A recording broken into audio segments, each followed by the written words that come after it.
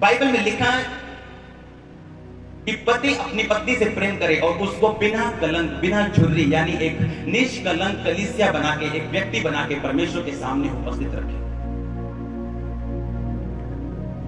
अगर आप अपनी वाइफ के सामने झूठ बोल रहे हैं हर बार और बातों को छुपा रहे हैं, तो आपकी वाइफ आपकी इज्जत करने में थोड़ा सा कम होगी बाकियों से। और अगर आप ओपन है हर बात में, तो आप देखेंगे आपकी गृहस्थी जो है एक अच्छी रीति के साथ चल रही है। याद रखो, आपकी वाइफ की शादी आपके साथ हुई है, आपके पिता के साथ नहीं हुई, आपकी माता के साथ नहीं हुई, आपके भाई के साथ नहीं हुई, आपकी चाची के साथ नहीं हुई। आपकी पत्नी को सुरक्षित रखना आपका काम है। अगर आपके घर में आपका छोटा भाई उठे उसके कान पकड़ ले, बड़ा उठे उसका दिमाग पकड़ ले, ससुर उठ के कुछ भी पकड़ ले, सास उसके कुछ भी कह दे, तो आप एक मूर्ख पति हैं।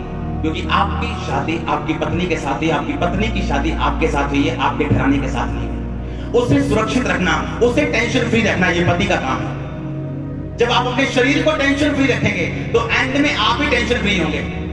कितनों को समझ आ रही है? बाइबल में लिखा उसकी पत्नी अपने सास अपने ससुर के उसी तरह अधीन रहे जिस तरह वो उसी तरह प्रेम करे जिस तरह वो अपने माता पिता से प्रेम करती है। लेकिन व्यक्ति को यह भी लिखा उस बंदे को कि अपनी मेक श्योर तुम्हारी वाइफ घर में सुरक्षित हो। ऐसी औरतों को मैंने देखा जो कभी इज्जत नहीं कर पाती अपने घर वालों की, और हमेशा बेचैन, हमेशा आशीष के बिना, हमेशा सिर्फ प्रभु नाम में है उनकी जिंदगी में। जितनी मर्जी ऊंची वो प्रार्थना कर लें, लेकिन वो जानते हैं जेन्युइन मसा उनकी जिंदगी में नहीं। जो अपनी वाइफ से प्रेम नहीं कर सकता वो लोगों से क्या करेगा, कलीसिया से क्या करेगा, प्रभु से क्या करेगा? बाइबल में लिखा यीशु मसीह ने कहा जो मुझे प्यार करता है वो मेरे हुक्मों को मानता है।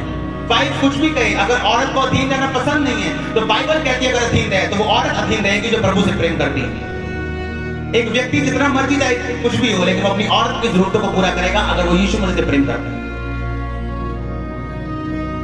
अपनी औरत को ताने मार मार के अगर उसके बच्चा नहीं है, आप क्या ले लोगे उससे वापस? कुछ भी नहीं। कुछ बातें परमेश्वर के हाथों में। आमीन। टाइम आने पर आपको जब वो रास्ते खोलता है, बाइबल में लिखा एक मन रहो, ऐसा ना हो तुम्हारी प्रार्थनाएं रुक जाएं। बाइबल में लिखा है जब शादी हो जाएगी इंसान अपने माता पिता से अलग रहेगा और वो अपनी पत्नी के साथ मिला रहेगा। वो एक मन होंगे, एक शरीर होंगे। कितनों को समझ आ रही है आज? आपको ये बात समझ रही है? मिसअंडरस्टैंडिंग कहां शुरू होती है? जब कोई भी जन बाइबल से हट के चलता है। बाइबल में लिखा अगर तेरा पति विश्वासी नहीं है, अगर तुझे छोड़ना चाहे तो पौलुस ने लिखा एक विश्वासी उसे छोड़ सकता है, लेकिन क्या स्त्री तू नहीं जानती अपने पति का उद्धार करवा, अपने चाल चलन से बता के तू मसीह में है। तेरी जिंदगी इतनी होनी चाहिए जो आम औरतें नहीं कर सकती, तेरी बातें ऐसी होनी चाहिए जो आम औरतें नहीं कर सकती। आप रिजल्ट भी वो देखेंगे जो आम बंदे नहीं देख सकते, जो आम घराने नहीं देख सकते। मैंने वो रिजल्ट देखा अपनी पर्सनल लाइफ, अपनी कलीसिया, अपनी सेवकाई में, जो आम सेवक ने और आम विश्वासी ने कभी नहीं देखा। बात ये नहीं मैं परमेश्वर को रिश्वत दे के आया हूं, बात ये मैंने परमेश्वर के वचन को सीरियसली लिया और उसे कबूल किया और उसे माना। जो दोषी को निर्दोष और निर्दोष को दोषी के लिखा वो परमेश्वर से अनुग्रह नहीं पाता। अभी टाइम दो, हर चीज को टाइम दो। एक पौधा टाइम मांगता है बड़ा होने के लिए, एक रिलेशनशिप टाइम मांगती है उसे और मजबूत होने के लिए। आमीन।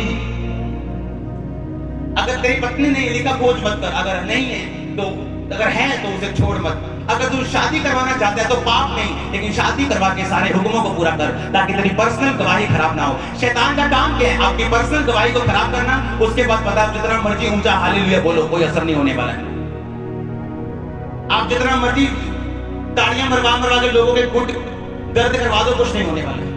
आप जैसे आ रहे हैं वैसे जा रहे हैं। चर्च का मतलब है आपकी जिंदगियां सेम नहीं रहनी चाहिए यीशु मसीह के नाम में। आपके घरानों से गवाहियां आनी चाहिए यीशु मसीह के नाम में।